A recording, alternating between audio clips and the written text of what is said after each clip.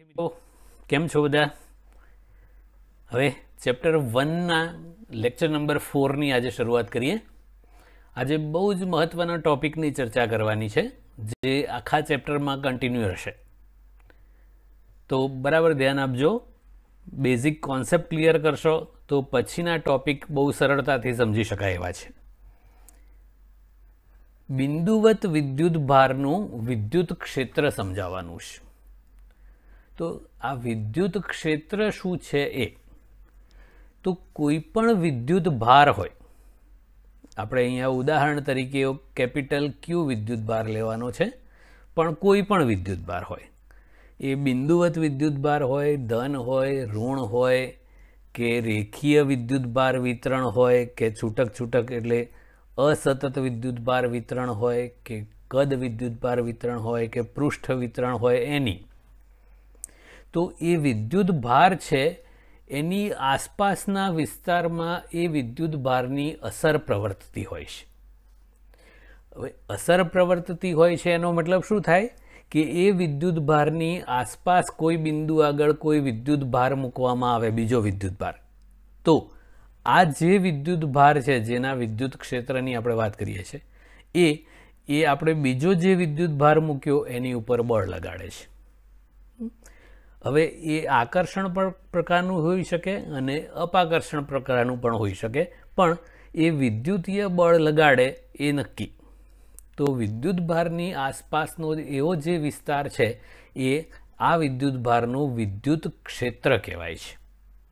Okay, જેમ ગુરુત્વીય ક્ષેત્ર છે એ દ્રવ્યમાનને લીધે ઉદ્ભવે, વિદ્યુત ભારને લીધે વિદ્યુત ક્ષેત્ર ઉદ્ભવે અને ચુંબકીય ધ્રુવ વડે ચુંબકીય ક્ષેત્ર ઉત્પન્ન થાય અને એના વડે જે બળો ઉત્પન્ન થાય છે એ બધા ક્ષેત્રીય બળો કહેવાય છે, ફિલ્ડ ફોર્સિસ, અને એમાં ભૌતિક સંપર્કની જરૂર નથી હોતી। બળો નોર્મલી ભૌતિક સંપર્ક દ્વારા લાગતા હોય એટલે ટચ થાય તો લાગે, કે જેમ કે આપણે કોઈ પદાર્થ ઉપર બાહ્ય બળ લગાડવું હોય તો એને અડીને ધક્કો મારવો પડે કાં તો ખેંચવો પડે, તો એમાં સંપર્કની જરૂર પડે। જ્યારે આ જે ક્ષેત્રીય બળો છે, ફિલ્ડ ફોર્સિસ, ગુરુત્વાકર્ષણ બળ, વિદ્યુતીય બળ અને ચુંબકીય બળ, એમાં ભૌતિક સંપર્કની જરૂર નથી।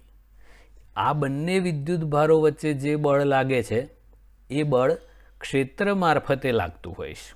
તો એ વિદ્યુત ક્ષેત્રનો કોન્સેપ્ટ આપણે નક્કી કરવાનો છે કે શું છે। તો આપણે સગવડતા ખાતર અહીંયા એક પ્લસ ક્યુ વિદ્યુત ભાર છે, કેપિટલ ક્યુ, એના વિદ્યુત ક્ષેત્રની અત્યારે વાત કરવાની છે। એ માઇનસ ક્યુ પણ હોઈ શકે, પણ આપણે અત્યારે ઉદાહરણમાં પ્લસ ક્યુ વિદ્યુત ભારનું વિદ્યુત ક્ષેત્ર ચર્ચવાનું છે। તો એને ઉગમ બિંદુ પર મૂકી દીધો એ આમાક્ષ પદ્ધતિના, અને બીજો એક વિદ્યુત ભાર અહીંયા મૂકવાનો છે આ પી બિંદુએ। તો એ જે Q0 છે એ પરીક્ષણ વિદ્યુત ભાર કહીશું આપણે એને, ટેસ્ટ ચાર્જ, કે અહીંયા કેટલું વિદ્યુત ક્ષેત્ર છે એ નક્કી કરવા માટે આપણે જે વિદ્યુત ભાર લીધો એ Q0 છે। એકદમ નાનકડો વિદ્યુત ભાર હોય અને એ કમ્પલસરી ધન જ લેવાનો છે। ઓકે, તો આ જે ઓપી રેખાખંડ થયો એનો સ્થાન સદિશ ધારો કે સદિશ આર છે, મતલબ કે આપણે Q0 ને ક્યાં મૂક્યો તો ઉગમ બિંદુની સાપેક્ષે આર સ્થાન સદિશ ધરાવતા બિંદુ પી ઉપર। ઓકે, તો કુલંબના નિયમ અનુસાર આ કેપિટલ ક્યુ અને આ Q0 એ બંને વચ્ચે બળ લાગશે। તો કુલંબના નિયમ અનુસાર લાગતું બળ કેટલું હોય તો 1/4πε0, Q1 એટલે કેપિટલ ક્યુ, Q2 એટલે આપણો પરીક્ષણ વિદ્યુત ભાર Q0 અપોન 2 વચ્ચેના અંતરનો સ્ક્વેર એટલે R², અને દિશા બતાવવી હોય તો આ ધન છે ને આ ધન છે એટલે ધનાધન, મતલબ અપાકર્ષણ થાય એટલે આમ બળ લાગે, અને આમ એટલે આરની દિશામાં લાગે, એટલે એનો સ્થાન સદિશનો એકમ સદિશ આપણે લઈ લીધો કેરેટ આર। અહીંયા જો સદિશ આર લખવું હોય તો નીચે R³ લખવું પડે, એની વાત આપણે આગળ કરેલી કુલમના નિયમમાં। ઓકે, અત્યારે આવું જ રહેવા દઈએ છે, કેરેટ આરની દિશામાં એટલે આમ। હવે આ જે વિદ્યુતીય બળ છે એનું મૂલ્ય કોની પર આધાર રાખે? તો એક તો કેપિટલ ક્યુ પર, પછી Q0 પર, એ બે વચ્ચેના અંતર ઉપર અને એ બે વચ્ચેના માધ્યમ પર. આપણે અહીંયા શૂન્યાવકાશ લીધું છે એટલે શૂન્યાવકાશની પરમિટિવિટી વાપરી છે. હવે આપણે એવી એક રાશિ વ્યાખ્યાયિત કરવી છે જે Q0 પર આધારિત ના હોય. બાકીના બધા પર તો આધારિત છે પણ Q0 પર આધારિત ના હોય.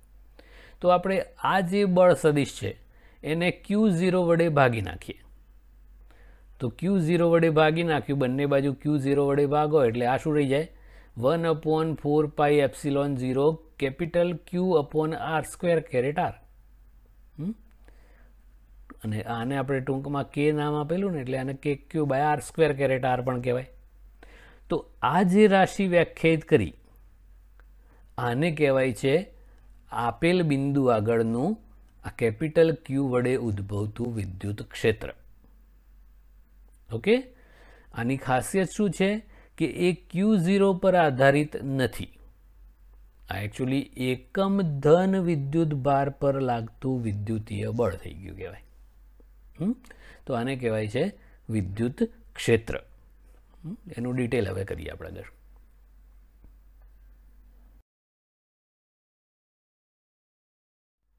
તો મિત્રો આપણે જે વિદ્યુત ક્ષેત્ર વ્યાખ્યાયિત કર્યું સદિશ ER એટલે r સ્થાન સદિશ ધરાવતા બિંદુ આગળનું વિદ્યુત ક્ષેત્ર equal to F@r upon Q0. તો એ Q0 ને આ બાજુ લઈ દીધા તો બળનું સૂત્ર થઈ ગયું. તો અહીંયા જે E છે એ r સ્થાન સદિશ ધરાવતા બિંદુ આગળની કેપિટલ Q વિદ્યુત ભાર વડે ઉદ્ભવતું વિદ્યુત ક્ષેત્ર અથવા તો વિદ્યુત ક્ષેત્રની તીવ્રતા કહેવાય છે. હવે એ વિદ્યુત ક્ષેત્રની તીવ્રતા શોધવા માટે આપણે Q0 વિદ્યુત ભાર વાપર્યો. એને ટેસ્ટ ચાર્જ એટલે પરીક્ષણ વિદ્યુત ભાર કહેવાય છે, જે શક્ય એટલો નાનો હોવો જોઈએ અને એ ધન જ લેવાનો ફરજિયાત. આ એક કોન્સેપ્ટ છે. એ વિદ્યુત ક્ષેત્ર શોધવા માટે આપણે ટેસ્ટ તરીકે અહીંયા એક ચાર્જ લીધેલો છે, ટેસ્ટ ચાર્જ. એટલે એ હંમેશા બહુ જ નાનો અને ધન લેવાનો છે. પણ એ વિદ્યુત ક્ષેત્ર ઉત્પન્ન કરનાર વિદ્યુત ભાર તો કેપિટલ Q છે, તો એને સ્ત્રોત વિદ્યુત ભાર એટલે સોર્સ કહેવાય છે. સોર્સ નહીં હોય, એ અલગ આઇટમ છે. તો આ સ્ત્રોત વિદ્યુત ભાર છે એ ગમે તે હોઈ શકે, એ ધન પણ હોઈ શકે, ઋણ પણ હોઈ શકે. તો આનું વિદ્યુત ક્ષેત્ર ક્યાં? તો r સ્થાન સદિશ ધરાવતા બિંદુ આગળ. અને આપણે જે વિદ્યુત ક્ષેત્ર નક્કી કર્યું એ આ Q0 પર આધારિત ના હોય. હવે વિદ્યુત ક્ષેત્રના એકમની વાત કરીએ તો આમાંથી આપણે વિદ્યુત ક્ષેત્રને કરતા બનાવો તો બળ ભાગ્યા વિદ્યુત ભાર થશે ને. તો બળનો એકમ ન્યૂટન છે અને અપોન Q0 એનો કુલમ એટલે ન્યૂટન પર કુલમ. અને એનો એક બીજો એકમ પણ છે વોલ્ટ પર મીટર. એ ચેપ્ટર 2માં વ્યાખ્યાયિત કરવાનો છે એટલે અત્યારે યાદ રાખી દેવાનો. તો વિદ્યુત ક્ષેત્રના બે એકમો છે ન્યૂટન પર કુલમ્બ અને વોલ્ટ પર મીટર. ઓકે, હવે આ વિદ્યુત ક્ષેત્ર વિશેનું બધું ડિટેલ કરવાનું છે. તો વિદ્યુત ક્ષેત્ર અંગેના નોંધપાત્ર મુદ્દાઓ ચર્ચો. તો મિત્રો આ પરીક્ષામાં પૂછવા માટેનો ક્વેશ્ચન નથી. આપણે આગળ જે બિંદુવત વિદ્યુત ભારના વિદ્યુત ક્ષેત્રની ચર્ચા કરી એ પરીક્ષામાં પૂછવા લાયક ક્વેશ્ચન છે. પણ આ જે ક્વેશ્ચન છે એ સમજૂતી છે, તો આનું મહત્ત્વ સમજવું જરૂરી છે, કારણ કે આપણે જ્યાં જ્યાં વિદ્યુત ક્ષેત્રનો ઉપયોગ કરીશું ત્યાં આ મુદ્દાઓ બહુ જ અગત્યના છે. પહેલી વાત કે આપણે આ વિદ્યુત ક્ષેત્રના સૂત્રમાંથી બળને કરતા બનાવી દીધો તો Fr બરાબર Q0 × ER થયું. જો પરીક્ષણ વિદ્યુત ભાર આપણે એક એકમ લઈ લઈએ તો એ બળ અને વિદ્યુત ક્ષેત્ર સરખા થઈ જાય. તો એ વિદ્યુત ક્ષેત્ર આ રીતે વ્યાખ્યાયિત કરાય: એકમ ધન વિદ્યુત ભાર પર લાગતું બળ. આપણે જે પરીક્ષણ વિદ્યુત ભાર લીધો એ એક એકમ હોય તો આ એકમ ધન વિદ્યુત ભાર પર લાગતું વિદ્યુતીય બળ એ જ આપેલ બિંદુ આગળની વિદ્યુત ક્ષેત્રની તીવ્રતા થઈ જાય. તો આ Q0 છે એ 1 એકમ લઈ લેવામાં આવે છે વિદ્યુત ક્ષેત્ર વ્યાખ્યાયિત કરવામાં. એટલા માટે એ વિદ્યુત ક્ષેત્રની તીવ્રતા છે એ પરીક્ષણ વિદ્યુતભાર Q0 પર આધારિત નથી હોતી. ઓકે. બીજું, આ વિદ્યુત ક્ષેત્ર શોધવા માટે આપણે જે પરીક્ષણ વિદ્યુતભાર મૂક્યો, તો જેમ કેપિટલ Q છે એ Q0 ઉપર બળ લગાડે છે, એવી જ રીતે Q0 પણ કેપિટલ Q પર બળ લગાડે જ ને, કારણ કે તો પરસ્પર બળો છે. તો એ બે વચ્ચે બળ લાગે તો બે ખસી જાય ને. પણ આપણે સગવડતા ખાતર શું કહી દીધું કે Q0 એટલો બધો નાનો લેવાનો કે જેથી એ કેપિટલ Q વિદ્યુતભાર ઉપર કોઈ અસર ના કરે. કરે તો ખરો જ, પણ નહીવત અસર થાય. એટલે એ પરીક્ષણ વિદ્યુતભાર મૂકવાથી જે સ્ત્રોત વિદ્યુતભાર કેપિટલ Q છે એ ખસી જવો ના જોઈએ. કેમ કે એનું જો સ્થાન બદલાઈ જાય તો સ્થાન સદિશ R બદલાઈ જાય તો બળે બદલાઈ જાય અને એનાથી ઉદ્ભવતું વિદ્યુત ક્ષેત્ર ગણ્યું એ પણ બદલાઈ જાય. એટલે ટૂંકમાં Q0 શક્ય એટલો નાનો હોવો જોઈએ. જમવાનું કેવું બન્યું છે એ ચાખવા માટે આપણે કોઈ વ્યક્તિને મોકલીએ તો એ ખાલી આમ ચમચીમાં સહેજ લઈને ટેસ્ટ કરે ને એને ખબર પડી જવી જોઈએ કે બરોબર છે કે નહીં, કે આ મીઠું ઓછું છે કે વધારે છે કે શું છે. પણ પછી કોઈ ભૂખડને મોકલો તો અડધું ઝાપટી જાય અને પછી કે આ બરોબર બન્યું છે તો નખાવવું પડે ને, બાકીના ભૂખે રહેવું પડે. એટલે ટેસ્ટ કરનાર વ્યક્તિ છે એ ખાલી અડધી ચમચીથી જ ખબર પડી જવી જોઈએ એને કે કેવું છે. બસ આ એવું છે કે પરીક્ષણ વિદ્યુતભાર એટલો નાનો લેવાનો કે જેથી મૂળ વિદ્યુતભાર તંત્ર જે છે સ્ત્રોત, અહીંયા કેપિટલ Q, એની પર કોઈ અસર ના થાય, જેથી આપણે જેનું વિદ્યુત ક્ષેત્ર માપવાનું છે એ બદલાઈ ના જવું જોઈએ. ઓકે. એટલા માટે Q0 શક્ય એટલું નાનું લેવાનું, એનાથી બળ પણ એકદમ નાનું થઈ જાય. ઓકે. આગળ જોઈએ. મિત્રો, Q0 શક્ય એટલો નાનો લેવાનો ફાયદો શું થાય? કેપિટલ Q તો જે છે એ છે જ સ્ત્રોત વિદ્યુતભાર, પણ પરીક્ષણ વિદ્યુતભાર Q0 બહુ જ નાનો લો તો વિદ્યુતીય બળ F પણ એકદમ નાનું થઈ જાય. હવે આ જે ગુણોત્તર છે એ અચળ બની જાય, કારણ કે આ એકમ ધન વિદ્યુતભાર પર લાગતું બળ છે.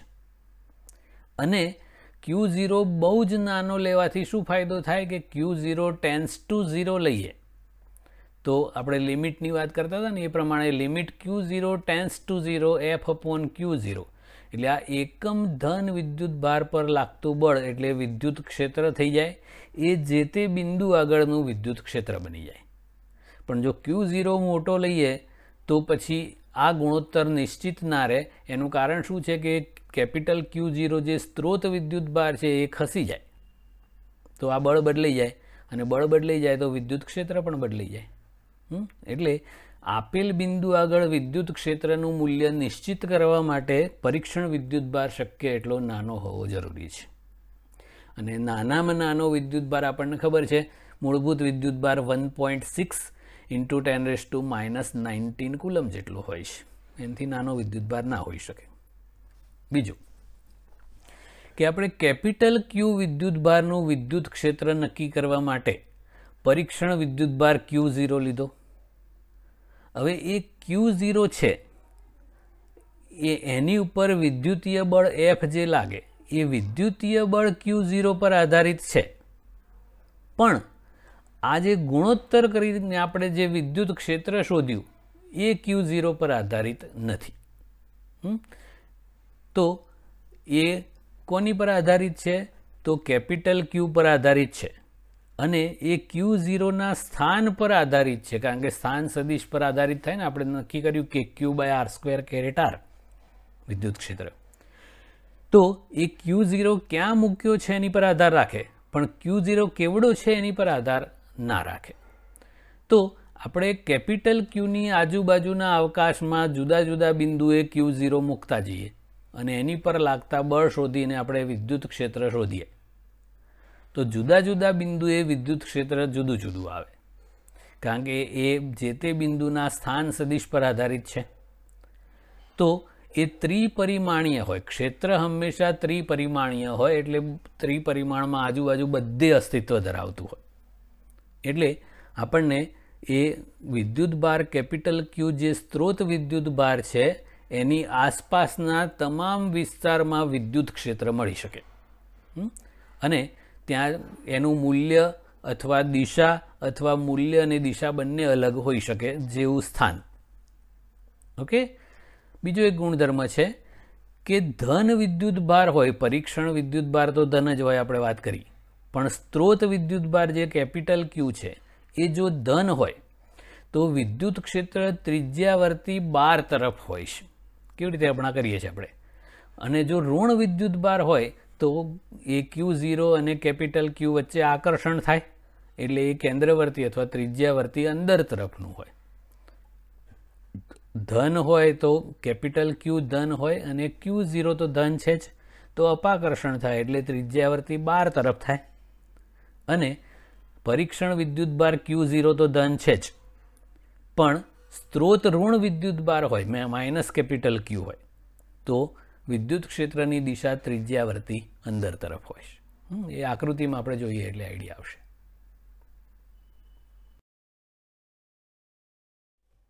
તો બિંદુવત વિદ્યુત ભાર હોય તો ધન અને ઋણ બે જાતના હોય.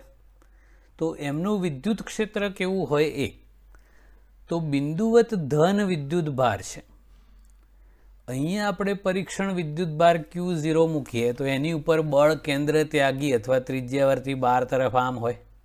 અહીંયા મૂકો તો આમ, અહીંયા મૂકો તો આમ, એટલે કે ત્રિજ્યાવર્તી બાર તરફ જતું હોય. અને બિંદુવત ઋણ વિદ્યુત ભારનું વિદ્યુત ક્ષેત્ર હોય તો પરીક્ષણ વિદ્યુત ભાર Q0 તો ધન જ છે, પણ આ ઋણ છે એટલે આકર્ષણ, એટલે એ બળની દિશા એ જ વિદ્યુત ક્ષેત્રની દિશા, એટલે આમ થાય, એટલે કેન્દ્ર ગામી અથવા તો ત્રિજ્યાવર્તી અંદર તરફનું હોય. શુદ્ધ ગુજરાતીમાં યાદ રાખવાનું, ધનનું ધનથી દૂર જતું વિદ્યુત ક્ષેત્ર હોય અને ઋણનું ઋણ તરફ આવતું હોય. ઓકે. જો આ એનું એનિમેટેડ વર્ઝન. ધનનું ધનથી દૂર જાય અને ઋણનું ઋણ તરફ આવતું હોય. ઓકે. તો આ રીતનું હોય છે. એની બીજી ખાસિયત શું છે એ કે આપણે જે બિંદુવત ધન વિદ્યુત ભાર લીધો, અહીંયા કેપિટલ ક્યુ હોય કે સ્મોલ ક્યુ, તો એની આજુબાજુના બિંદુઓ આગળ જે વિદ્યુત ક્ષેત્ર છે એ એક તો ક્યુ પર તો આધાર રાખે જ, Q0 પર આધાર ના રાખે. બળનું મૂલ્ય Q0 પર આધાર રાખે, પણ વિદ્યુત ક્ષેત્ર છે એ Q0 પર આધાર ના રાખે. બીજું કે કયા અંતરે માપીએ છે એની પર આધાર રાખે, કારણ કે વિદ્યુત ક્ષેત્ર બિંદુવત માટે આપણે સૂત્ર કર્યું KQ/R². તો જેમ જેમ કેન્દ્રથી, એટલે કે આપણે સ્ત્રોત વિદ્યુત ભાર કેપિટલ ક્યુથી દૂર દૂર જતા જઈએ એમ વિદ્યુત ક્ષેત્ર અંતરના વર્ગના વ્યસ્ત પ્રમાણમાં ઘટતું જાય. હવે આપણે ત્રિપરિમાણ વિચારીએ તો આ કેપિટલ ક્યુથી એક સરખા અંતરે આવેલા બિંદુઓનો સમૂહ લઈએ તો દ્વિપરિમાણમાં ભલે વર્તુળ દેખાય છે, પણ એકચ્યુઅલી ત્રિપરિમાણીય વિદ્યુત ક્ષેત્ર હોય એટલે આખો ગોળો થાય. તો કેન્દ્રથી R અંતરે કોઈ પણ બિંદુ આગળ વિદ્યુત ક્ષેત્ર માપો, આ બિંદુવતનું તો KQ/R², અહીંયા પણ KQ/R², દરેક બિંદુ આગળ એક સરખું જ હોય. તો આખો જે ગોળો વિચાર્યો આપણે R ત્રિજ્યાનો, તો એ ગોળાના તમામ બિંદુએ વિદ્યુત ક્ષેત્રનું મૂલ્ય એક સરખું હોય. મૂલ્ય સરખું હોય, દિશા નહીં. દિશા તો અહીંયા આમ છે, અહીંયા આમ છે, અહીંયા આમ છે, એટલે આ રીતે હોય. ઋણ હોય તો અંદર આવતું હોય. પણ આ ગોળા પરના તમામ બિંદુએ વિદ્યુત ક્ષેત્રનું મૂલ્ય એક સરખું હોય છે. એટલે આ યાદ રાખવાનું કે ગોળાના કેન્દ્ર પર મૂકેલો વિદ્યુત ભાર હોય તો એ ગોળાની સપાટી પર આવેલા બધા જ બિંદુ આગળ વિદ્યુત ક્ષેત્રનું મૂલ્ય એક સરખું હોય. એટલે કે એનું વિદ્યુત ક્ષેત્ર છે બિંદુવત વિદ્યુત ભારનું એ ગોળીય સમમિતિ ધરાવે છે એવું કહેવાય. ભવિષ્યમાં અલગ અલગ વિદ્યુત ભાર વિતરણો માટે વિદ્યુત ક્ષેત્ર આપણે શોધીશું તો આ સમમિતિ બદલાતી રહેશે કે બિંદુવત વિદ્યુત ભારનું વિદ્યુત ક્ષેત્ર ગોળીય સમમિતિ ધરાવે, પછી અમુકમાં સમતલીય આવશે, કોઈમાં નળાકારીય સમમિતિ આવશે, આવું અલગ અલગ છે. તો બિંદુવત વિદ્યુત ભારનું વિદ્યુત ક્ષેત્ર છે એ ગોળીય સમમિતિ ધરાવે એવું કહેવાય. Okay, next. વિદ્યુત ભારોના તંત્રને લીધે વિદ્યુત ક્ષેત્રની ચર્ચા કરીને એ વિદ્યુત ક્ષેત્રનું વ્યાપક સૂત્ર મેળવવાનું છે. આ વિદ્યુત ક્ષેત્ર માટે સંપાતપણાનો સિદ્ધાંત છે કે બિંદુવત વિદ્યુત ભાર હોય એનું આપેલ બિંદુ આગળ વિદ્યુત ક્ષેત્ર તો આપણે શોધી કાઢ્યું કે Q/r² કેરેટ r. ધનનું હોય તો ધનથી દૂર જતું હોય, ઋણનું હોય તો ઋણ તરફ. પણ જો કોઈ વિદ્યુત ભાર તંત્ર એક કરતાં વધારે કણોનું બનેલું હોય, એટલે કે વધારે વિદ્યુત ભારોનું બનેલું હોય, બધા છૂટાછવાયા હોય, એવા અસતત વિદ્યુત ભાર વિતરણ કહેવાય, તો આપણે એ દરેક વિદ્યુત ભારો વડે આપેલ બિંદુ આગળ કેટલું વિદ્યુત ક્ષેત્ર ઉત્પન્ન થાય એ સંપાતપણાના સિદ્ધાંતથી શોધવાનું છે. તો ધારો કે આપણે Q1, Q2 up to Qn વિદ્યુત ભારોનું બનેલું તંત્ર છે અને એ બધા વિદ્યુત ભારો છે એ ઉગમ બિંદુની સાપેક્ષે ધારો કે R1, R2 up to Rn સ્થાન સદિશ ધરાવતા બિંદુઓ છે, ત્યાં મૂકેલા છે. તો આ બધા વિદ્યુત ભારો વડે જેનો સ્થાન સદિશ R હોય એવા કોઈ બિંદુ આગળ વિદ્યુત ક્ષેત્ર કેટલું હોય એ શોધવું છે. તો શું કરીશું આપણે કે દરેક વિદ્યુત ભાર વડે ઉદ્ભવતું આ બિંદુ આગળ વિદ્યુત ક્ષેત્ર શોધી કાઢીશું. પછી એ બધા વડે શોધીને પછી એ બધા વિદ્યુત ક્ષેત્રોનો સદિશ સરવાળો કરીશું. એ સંપાતપણાનો સિદ્ધાંત કહેવાય. જોઈએ. ઓકે, તો આપણે Q1, Q2, Q3 up to Qn વિદ્યુત ભારોની વાત કરી તો આવા છે Q1, Q2 up to Qn. ક્યાં મૂકેલા છે તો ઉગમ બિંદુની સાપેક્ષે જેમના સ્થાન સદિશો R1, R2 up to Rn હોય એવા બિંદુ આગળ મૂકેલા છે. તો એ બધા વિદ્યુત ભારો છે એ સ્ત્રોત વિદ્યુત ભારો કહેવાય. એમના વડે જેના યામ x, y, z છે એવું એક P બિંદુ લઈએ જેનો ઉગમ બિંદુની સાપેક્ષે સ્થાન સદિશ R છે. તો એ P બિંદુ આગળ કેટલું વિદ્યુત ક્ષેત્ર ઉદ્ભવે એ આપણે શોધવું છે. ઓકે, તો સૌથી પહેલાં આપણે Q1 વડે P બિંદુએ વિદ્યુત ક્ષેત્ર શોધવું છે. તો બિંદુવત વિદ્યુત ભારના વિદ્યુત ક્ષેત્રના સૂત્ર પ્રમાણે 1/4πε0 Q1 upon R1p² caret R1p. હવે આ કેરેટ R1p ને એમાં R1p શું છે એ તો Q1 થી P નો જે સદિશ હોય આમ એ સદિશ R1p કહીએ અને એ દિશાનો એકમ સદિશ હોય એને કેરેટ R1p કહેવાય. અને ખાલી R1p એટલે Q1 થી P બિંદુનું અંતર છે. ઓકે, એવી જ રીતે Q2 વડે P બિંદુ આગળ વિદ્યુત ક્ષેત્ર E2 કરવું હોય તો 1/4πε0 Q2 upon R2p² caret R2p. એટલે આ બે વચ્ચેનું અંતર Q2 થી P નું અંતર R2p છે.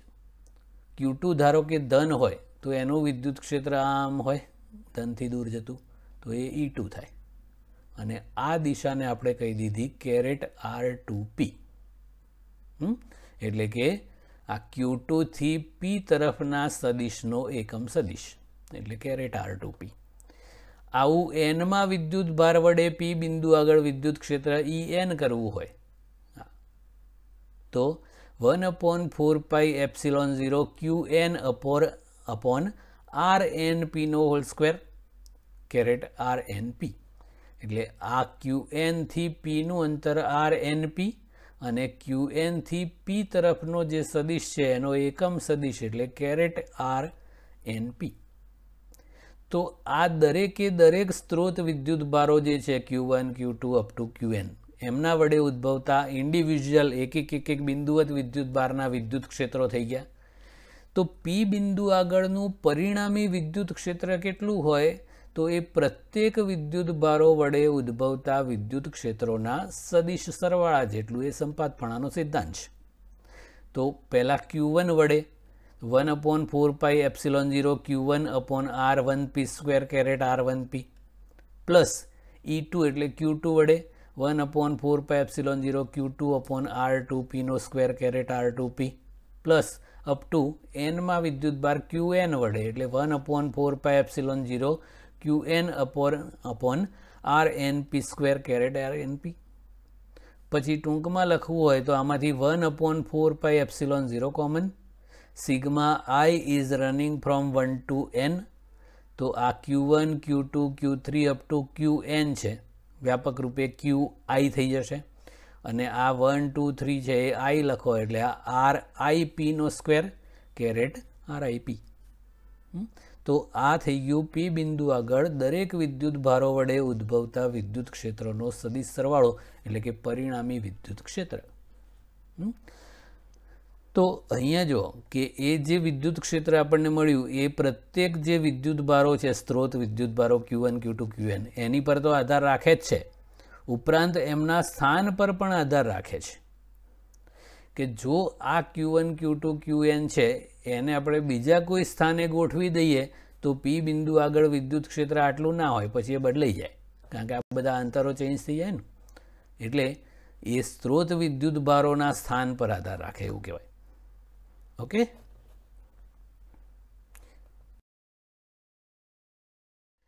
હવે એક સમજૂતી માટેનો એક ક્વેશ્ચન છે, એ પરીક્ષામાં પૂછવા માટેનો નથી.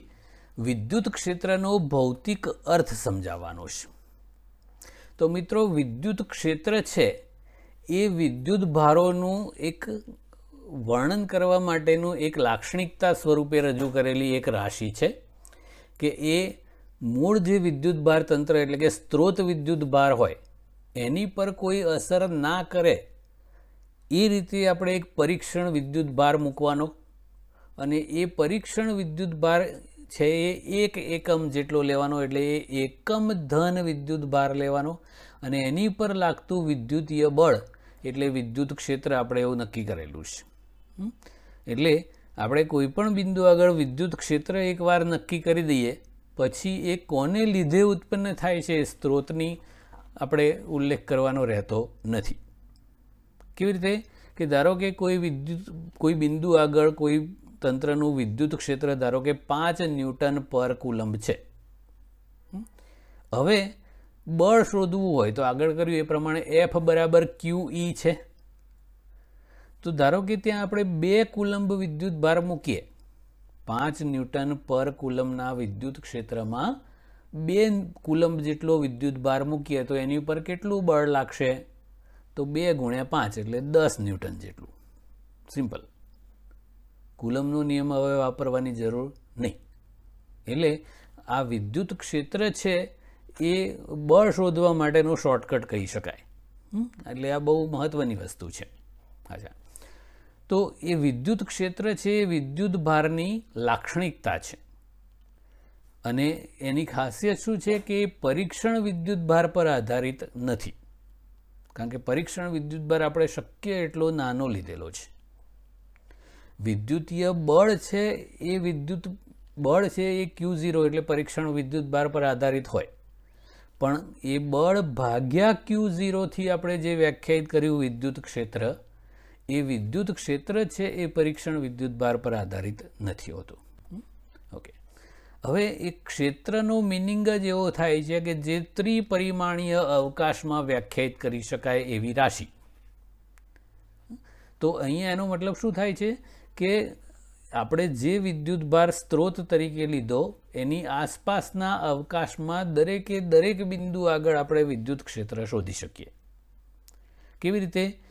તો જે બિંદુએ વિદ્યુત ક્ષેત્ર શોધવું હોય ત્યાં આપણે એક પરીક્ષણ વિદ્યુત ભાર મૂકી દેવાનો, અને એની ઉપર લાગતું બળ શોધી કાઢો, તો એ બળ ભાગ્યા પરીક્ષણ વિદ્યુત ભાર એટલે વિદ્યુત ક્ષેત્ર થઈ જાય. બીજા કોઈ બિંદુએ મૂકો તો બળનું મૂલ્ય અલગ હોઈ શકે, દિશા અલગ હોઈ શકે, અથવા બંને અલગ હોઈ શકે. એટલે કે જુદા જુદા બિંદુએ વિદ્યુત ક્ષેત્ર જુદું જુદું હોય. એટલે એ વિદ્યુત ક્ષેત્ર છે એ સદિશ રાશિ છે. તો અને એની દિશા કઈ હોય? તો એ પરીક્ષણ વિદ્યુત ભાર પર લાગતા બળની દિશામાં. એટલે બળ સદિશ છે માટે વિદ્યુત ક્ષેત્ર પણ સદિશ છે. વિદ્યુત ક્ષેત્રનો સૌથી પહેલો આઈડિયા ફેરેડેએ આપેલો, અને મિત્રો ફેરેડે ખાલી 10મું જ ભણેલો હતો. એ બહુ જ ગરીબ ઘરનો છોકરો હતો અને સવારે સ્કૂલમાં જાય, પછી બપોર પછી એક પ્રિન્ટિંગ પ્રેસમાં નોકરી કરતો હતો અને પછી રાત્રે એ પ્રેસમાંથી કોઈક બુક ગમે હોય એવી હોય, એમ કોઈક પસંદ પડે એવી, તો એ ઘેર લઈ આવે, વાંચે અને આ રીતે એનું નોલેજ વધારતો હતો. એ પછી એક મોટા વૈજ્ઞાનિકના કોન્ટેક્ટમાં આવ્યો, તો એ વૈજ્ઞાનિકે એને એક આસિસ્ટન્ટ તરીકે રાખી લીધો અને પછી એને લેબ મળી ગઈ. એટલે એના જેમ જેમ અંતઃસ્ફુરણા પ્રમાણે જેમ જેમ બધા પ્રયોગો સૂચતા ગયા એ પ્રમાણે એણે પ્રયોગો ચાલુ કર્યા અને બહુ જ મહત્ત્વપૂર્ણ એવી સંશોધનો ફેરેડે કરેલા છે. તો આપણા ચેપ્ટર 1, ચેપ્ટર 2 અને ચેપ્ટર 4, 5 આ બધા ચેપ્ટરમાં અને 6 આ બધા ચેપ્ટરમાં ફેરેડેનો ફાળો છે. એટલે બહુ જ વિદ્યુતશાસ્ત્રના ઘણા બધા મહત્ત્વના સંશોધનો ફેરેડેએ કરેલા છે. તો એ વખતે એ વિદ્યુત ક્ષેત્ર છે એનો આઈડિયા ફેરેડેએ રજૂ કરેલો. હવે વિદ્યુત ક્ષેત્ર દેખાય તો નહીં, તો એ વિદ્યુત ક્ષેત્રને ચિત્રાત્મક સ્વરૂપે રજૂ કરવાનો આઈડિયા પણ ફેરેડેએ આપ્યો, જેને વિદ્યુત ક્ષેત્ર રેખાઓ કહેવાય છે. તો અહીં આપણે બિંદુવત વિદ્યુત ભારની વિદ્યુત ક્ષેત્ર રેખાઓ કેવી રીતે દોરી શકાય એની વાત કરવાની છે. પછી બાકીનાની નેક્સ્ટ ટાઈમ આવશે. પણ આજે આપણે બિંદુવત વિદ્યુત ભાર હોય એની આસપાસ એનું વિદ્યુત ક્ષેત્ર હોય એને ચિત્રાત્મક સ્વરૂપે રજૂ કરવા માટે વિદ્યુત ક્ષેત્ર રેખાઓ કેવી રીતે દોરવી એ સમજવાનું છે. તો ફેરેડે એ વિદ્યુત ક્ષેત્ર રેખાઓને પહેલાં બળ રેખાઓ એવું નામ આપેલું. કેમ કે એ એકમ ધન વિદ્યુત ભાર પર લાગતું બળની દિશા એ વિદ્યુત ક્ષેત્રની દિશા છે. તો એ રીતે શોધેલી કે એ એકમ ધન વિદ્યુત ભાર પર લાગતું બળ કઈ દિશામાં છે એના પરથી એ ડ્રો કરેલી, એટલા માટે એને બળ રેખાઓ એવું નામ આપેલું. આપણે એને વિદ્યુત ક્ષેત્ર રેખાઓ કહેવાની છે. તો કોઈ પણ વિદ્યુત ભાર હોય એનું વિદ્યુત ક્ષેત્ર છે એને ચિત્રાત્મક સ્વરૂપે રજૂ કરવા માટે આ વિદ્યુત ક્ષેત્ર રેખાઓ દોરવામાં આવે છે. એના પરથી આપણને વિદ્યુત ક્ષેત્રનું ડિટેલ માહિતી મળી જાય કે વિદ્યુત ક્ષેત્ર ત્યાં કેવું છે, વધારે છે કે ઓછું છે, કઈ દિશામાં છે એમ. ઓકે, તો કેવી રીતે દોરાય એ જોઈએ આપણે. તો મિત્રો આપણે બિંદુવત વિદ્યુત ભાર છે ધારો કે કેપિટલ ક્યુ, એની વિદ્યુત ક્ષેત્ર રેખાઓ દોરવી છે. તો સૌથી પહેલાં એ બિંદુવત વિદ્યુત ભારનું વિદ્યુત ક્ષેત્ર આપણે વ્યાખ્યાયિત કર્યું E બરાબર KQ/R². અને તો એ ક્યુ વિદ્યુત ભાર અહીંયા મૂક્યો છે. આ બિંદુ આગળ આપણે વિદ્યુત ક્ષેત્ર શોધવું હોય તો સૌથી પહેલાં શું કરવાનું, તો ત્યાં એક પરીક્ષણ ધન વિદ્યુત ભાર મૂકવાનો Q0. તો આ ધન છે Q અને આપણે જે પરીક્ષણ વિદ્યુત ભાર Q0 મૂકીએ એ તો ધન જ હોય, તો એની પર અપાકર્ષણ બળ આમ લાગે. તો આ જે સદિશ થયો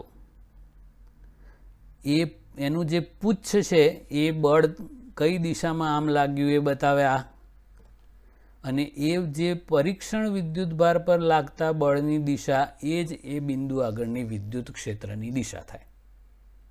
પણ એ પરીક્ષણ વિદ્યુત ભાર આપણે અહીંયાના બદલે અહીંયા મૂકીએ તો વિદ્યુત ક્ષેત્રની દિશા તો એ જ રહેવાની, પણ આ આર બદલાઈ ગયું. પહેલાં આટલું અંતર કેન્દ્રથી હતું, હવે આટલું થઈ ગયું. અને આ વિદ્યુત ક્ષેત્ર છે એ અંતરના વર્ગના વ્યસ્ત પ્રમાણમાં છે. તો જેમ જેમ દૂર જાઓ આ કેપિટલ ક્યુથી એમ વિદ્યુત ક્ષેત્રની તીવ્રતા અંતરના વર્ગના વ્યસ્ત પ્રમાણમાં ઘટતી જશે. તો અહીંયા જો આ નાના તીર દોર્યા છે ને એનો મતલબ કે વિદ્યુત ક્ષેત્રનું મૂલ્ય ઘટતું જાય છે એવું બતાવે છે. અને આમ ત્રિજ્યાવર્તી 12 તરફ છે. તો એ જે બધી ક્ષેત્ર રેખાઓ છે એ આ રીતે દોરેલી હોય જો કે જુદા જુદા બિંદુ આગળ આવો પરીક્ષણ વિદ્યુત ભાર મૂકવાનો, જેને આપણે Q0 કહેતા હતા, અહીંયા Q લખેલો છે, અને એની પર લાગતા બળની દિશા શોધી કાઢવાની. અને પછી એ બધી રેખાઓને જોઈન્ટ કરવાની, તો એ જે લાઈનો આપણને મળે આ બધી બાજુ આમ એ એની વિદ્યુત ક્ષેત્ર રેખાઓ કહેવાય. ઓકે, હવે એ પૂછ છે એ તીરની દિશા જે છે આ પરીક્ષણ વિદ્યુતભાર પર લાગતા બળની દિશા અથવા તો એકમ ધન વિદ્યુતભાર પર લાગતા બળની દિશા એ વિદ્યુત ક્ષેત્રની દિશા છે. તો આ રીતે ધન વિદ્યુતભારના વિદ્યુત ક્ષેત્રની રેખાઓ આ રીતે ત્રિજ્યાવર્તી બહાર તરફ જતી હોય એવી હોય, ધનનું ધનથી દૂર જાય એવું હોય, ઋણ હોય તો નજીક આવતું હોય. બીજું કે આ જે ક્ષેત્ર રેખાઓ છે એની સંખ્યા અથવા તો એની એકચ્યુઅલી ગીચતા અથવા એને ક્ષેત્ર રેખાઓની સંખ્યા ઘનતા કહેવાય છે. તો એ જેટલું ગીચોગીચ ક્ષેત્ર રેખાઓ હોય તો સમજી લેવાનું કે ત્યાં વિદ્યુત ક્ષેત્ર પ્રબળ છે, અને વિદ્યુત ક્ષેત્ર રેખાઓ છૂટી હોય ત્યાં વિદ્યુત ક્ષેત્ર નિર્બળ છે.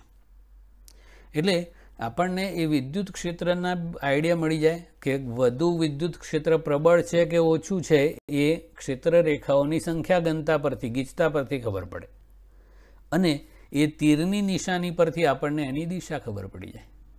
એટલે આ જે વિદ્યુત ક્ષેત્ર રેખાઓ છે એ આપણને વિદ્યુત ક્ષેત્ર વિશેનું ચિત્રાત્મક નિરૂપણ પૂરું પાડે.